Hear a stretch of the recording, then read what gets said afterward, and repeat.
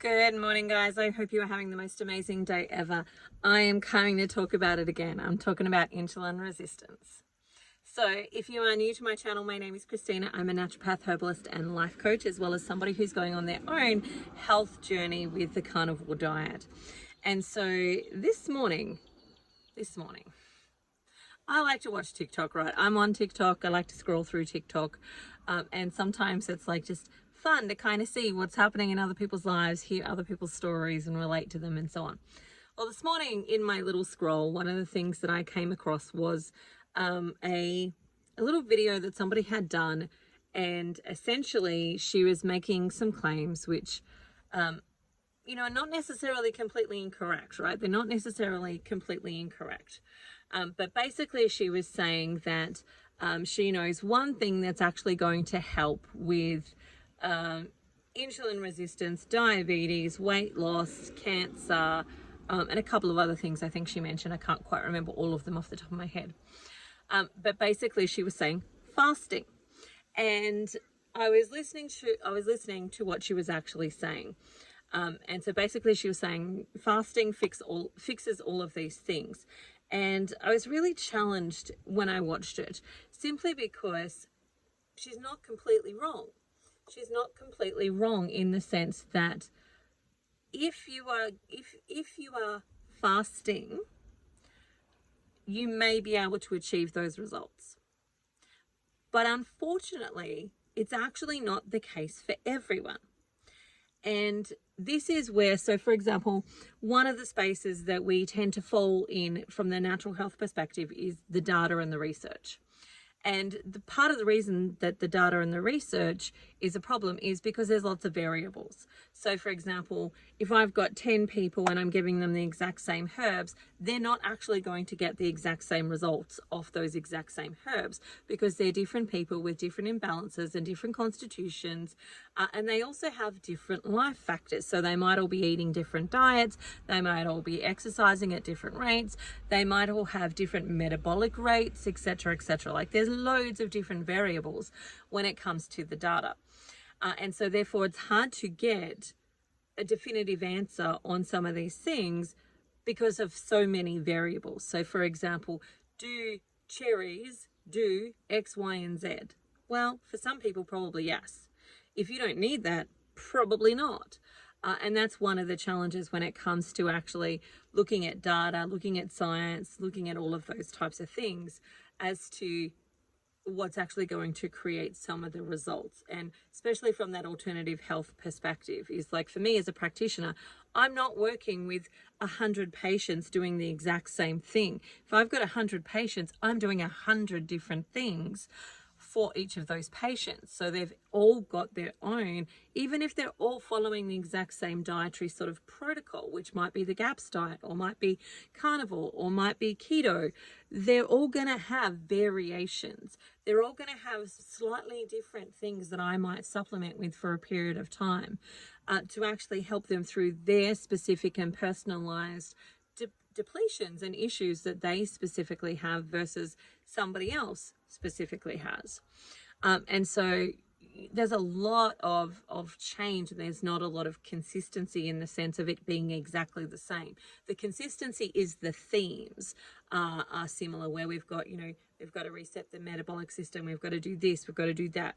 And some people already bypass some of those processes because their metabolic system is already pretty flexible. They've already got some, flexibility there where they can utilize fat as a source of energy, or they can use glucose as a source of energy. Like they've got metabolic flexibility. But for some people, I'm being one of those people, I don't have metabolic flexibility.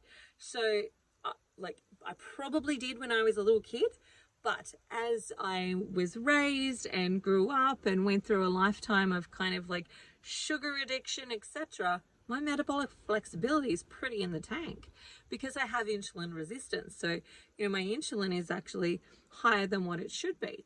That doesn't mean it's out of reference range, it's just higher than the optimal levels.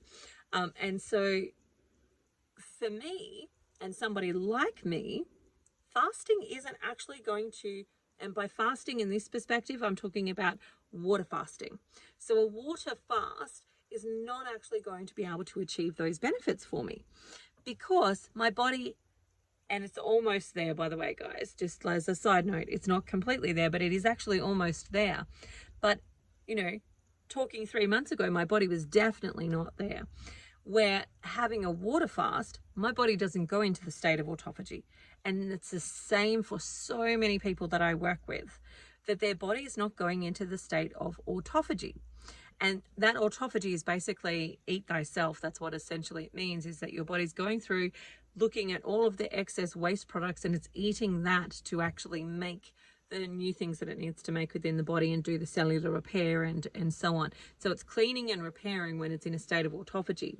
Now that state can actually be measured, and the measurement for that is your GKI. So your blood glucose ketone index. Now, depending on which country you're from is going to depend on the math on that.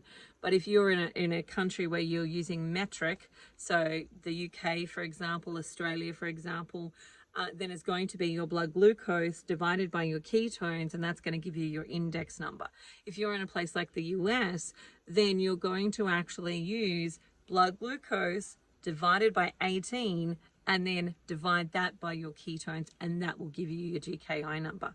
Now, that GKI number for autophagy is going to be under a 3, and as close to a 1 as you can get it. Now, some people manage to get theirs under a 1, and that's like where you're doing a lot of deep healing at that point in time. You're doing a lot of deep cleaning and healing at that space in time.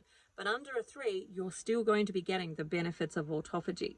Now, that's actually a measurable state, but a lot of people in the space of intermittent fasting that are talking about fasting or prolonged fasting or any of those types of things actually don't know that, which surprises me. But it actually, you know, I see it all of the time, like with this lady's TikTok, that she, and I looked through some of her other stuff, I'm like, she clearly doesn't understand the GKI index, and that autophagy is a state, a biochemical state that can be measured, and you can measure it at home. As long as you've got a blood glucose and a blood ketone monitor, you can measure that at home. And it's actually a state that's measurable, versus I'm just not going to eat and I will naturally get into that. So even on my app, so I've got a little app called the Life app, and I use it to help me time kind of things like how long I've been fasting for, if I'm doing like a trial fast, or I'm testing out a different type of eating fast, or what we would call a feed fasting, which is basically you're eating a particular type of food. So for example, a vegan diet is actually considered a feed fast, where we're actually feeding you, but we're actually depriving you of particular foods. And, you know, your meats, for example, and your animal-based foods in that way. And so it's actually considered, and has been for, you know, centuries before veganism became popular, was actually considered a fast. And, you know, traditionally it was not recommended to do for long periods of time, because it's very depleting. And, you know, that has been the actual wisdom and the knowledge that was passed down for centuries, until lo and behold we enter this century. And, you know, people start to change their ideas and opinions about these things. Doesn't mean that it's true, right? Anyway, so from a water fast perspective, if you've got something like insulin resistance, there's actually a really strong likelihood that you're not going to actually tap into fat and be able to get into a state of autophagy. Because one of the things that she was saying was, so in this particular video, she was saying that breast cancer feeds off of insulin. And if your insulin is high, then you're going to have more food. And so when you fast, your blood glucose comes down and your ketones come down. That was the presupposition that she actually put in the video. And I'm like, you're presupposing that the person who's watching this video does not have insulin resistance. Because if they have insulin resistance, their insulin's not coming down with a fast, and they can actually end up with higher blood glucose numbers from a water fast, because it takes 5 minutes for your body to turn protein into glucose. It takes 5 hours for your body to turn fat into ketones.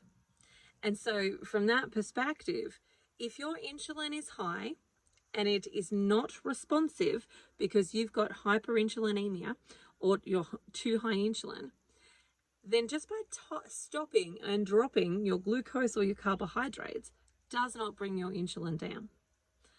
Instead, your body goes, oh my God, if we don't get some insulin on board, we're going to go into a glycemic coma or a hyperglycemic coma. And so it then either tries to convince you to eat some sugar, so you'll get gnarly sugar cravings, or it's actually going to turn the protein in your body into glucose so that it's matching how high your actual insulin levels are so that you don't go into that coma. And so your body has this wisdom to keep you alive first. That's its prominent thing, like the most immediate threat. And hyperglycemia is the more instant threat than your breast cancer. And at that moment in time, it's focusing on keeping you alive in this moment in time. And so it's not actually reducing your blood glucose and reducing your insulin. It's actually lifting your blood glucose to match the insulin. And so from that perspective, what's actually happening there is you're not getting those benefits that this particular lady was talking about when it comes to fasting, because you're not getting into a state of autophagy. And this is the space where I see a lot of people actually quit their diet, quit whatever it is that they've been doing, because they find it incredibly hard, because their brain is telling them to eat sugar because you're actually going to die. And that doesn't mean that you need sugar. It means that you're not tapping into ketones. And at that point in time, your body is only running on sugar. And if you are not making enough glucose, then you're going to go into that hyperglycemic coma. And so it can turn protein into glucose for you, and that's what it's doing in that moment in time. And so the challenge for me when I heard this particular video was, yes, some of what she's actually saying is pretty good. Like, in the sense of, yes, this would absolutely be true if this was true for everyone, but it's not true for everyone. And this would actually be beneficial for people if it was true for everyone. But if you don't have metabolic flexibility, you've got insulin resistance, you've got something like PCOS, for example, you're definitely fitting into that insulin resistance space. And you're not actually going to get into that place of autophagy and receive those benefits of fasting, because your body's not fasting. And that's why for some of those women, they give up, because they're like, I'm not eating anything, like I'm not eating any carbs, I'm not doing this, I'm not doing that.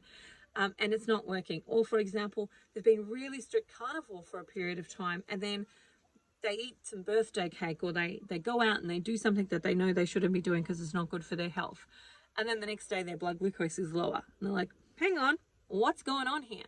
And one of the things that's happening there is, they just created some metabolic confusion, because their body's like, oh, I thought we were just doing like the protein fat thing, and now there's some carbs here. I'm confused. And so it actually just kind of has a bit of like a brain fart, and things change a little bit in that moment. And it doesn't need to make as much glucose because you've just eaten glucose. So it's not converting as much protein into actual glucose because you provided the glucose. And so there's a couple of things that happen there. And then that's where people, and this is where I see online, people will go, yeah, but I do better when I have like a cheat day every so often. And I'm like, the cheat day is working for you because you're providing the glucose versus you making the glucose. And if you just fix the insulin resistance, then that's going to be a different scenario. Now, if you were to go onto YouTube and Google insulin resistance and how to fix it, predominantly what you're going to find is predominantly men. There are certainly females talking about it, but it's predominantly men saying fast and do a 72-hour fast. And I can tell you, as somebody who's done several 72-hour fasts, I've actually even done a 40-day fast where I've not eaten for 40 days and I've just drank water for 40 days. I did not get into ketosis.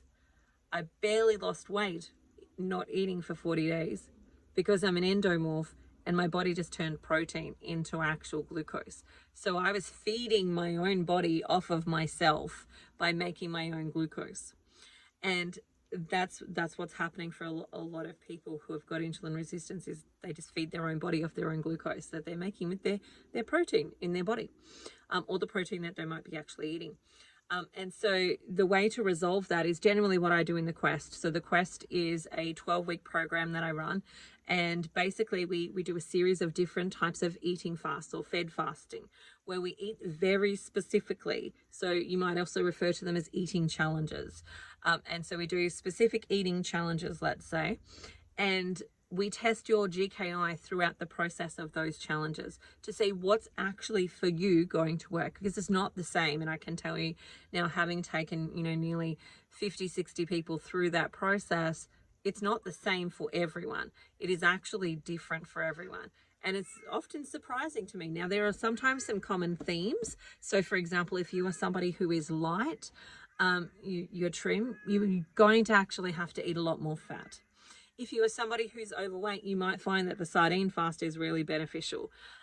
You might also find a beef and butter or a lamb and butter. For me, lamb and butter was really amazing and actually helping me with my GKI.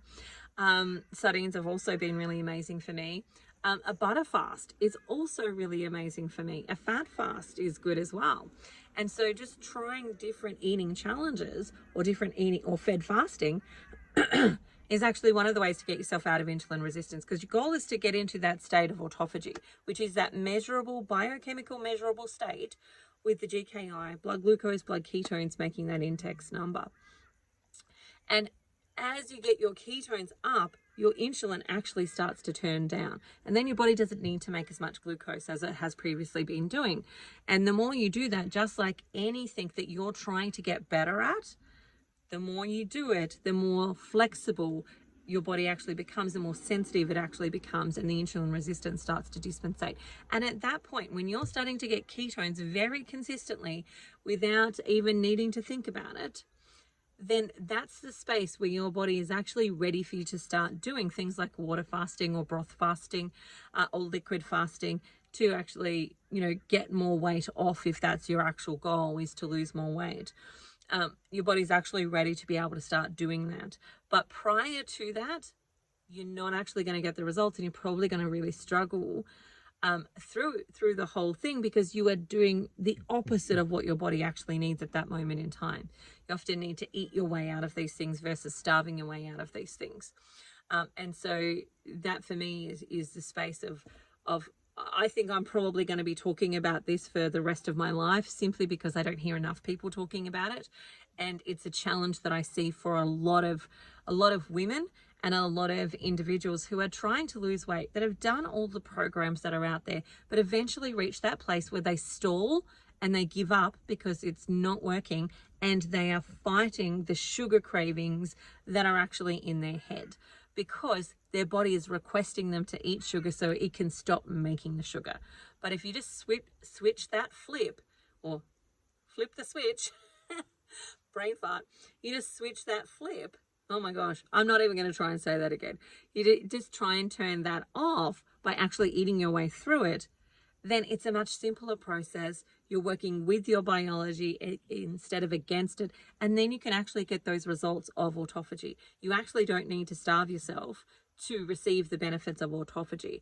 They're actually present when you actually get into the right GKI. And, you know, eventually you'll get there quicker by doing fasting and so on, once you've created metabolic flexibility. But you have to create the metabolic flexibility first. And that's the step that a lot of people are missing. They don't understand it. They're not talking about it. Intermittent fasting people aren't talking about it, don't even know it, etc., etc. So it's why I'll continue to talk about it forever and a day.